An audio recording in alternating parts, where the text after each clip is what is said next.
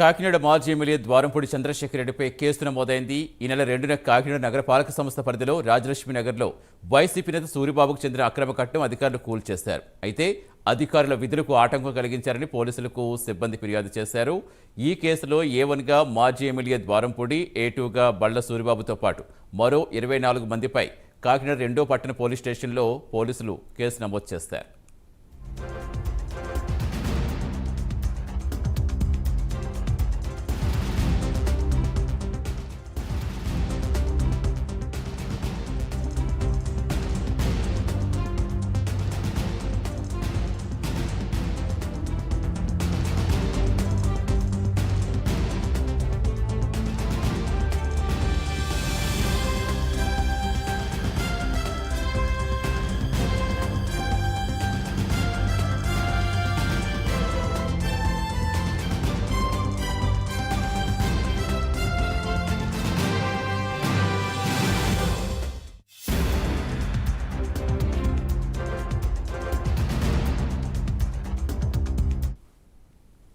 కాకినాడ మాజీ ఎమ్మెల్యే ద్వారంపూడి చంద్రశేఖర్ రెడ్డిపై కేసు నమోదైంది.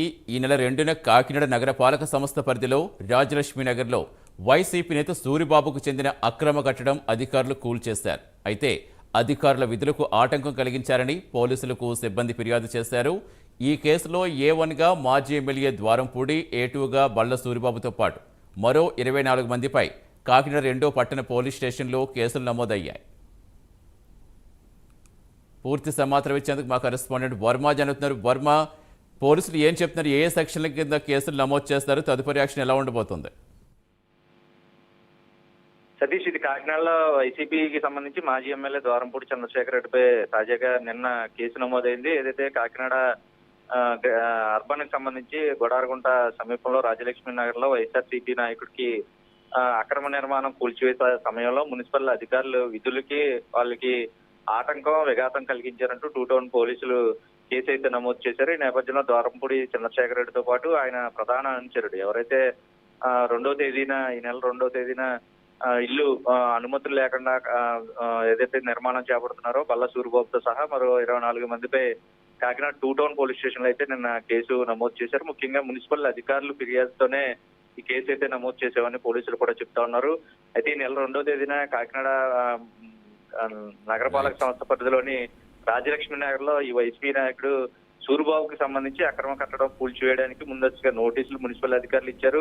ఆ తర్వాత దానికి స్పందించకపోతే అధికారులు సిబ్బంది విధులకు రంగంలోకి దిగి కూలగొట్టే ప్రయత్నం చేస్తున్న సందర్భంలో ఆటంకం కలిగించారని వీరందరిపై కూడా అధికారులు అయితే ఫిర్యాదు చేశారు. ఇందులో A1గా ద్వారంపూడి, A2గా బల్ల సూరిబాబు మరో 24 మందిపై కూడా ప్రస్తుతం కేసు నమోదు చేశారు. సీఏ నాగేశ్వర్ నాయక్ ఉన్నతాధికారులను సంప్రదించి కేసు అయితే దర్యాప్తు చేస్తామని వివరాలు అయితే వెల్లడించారు. Satish, right, thank you Varma.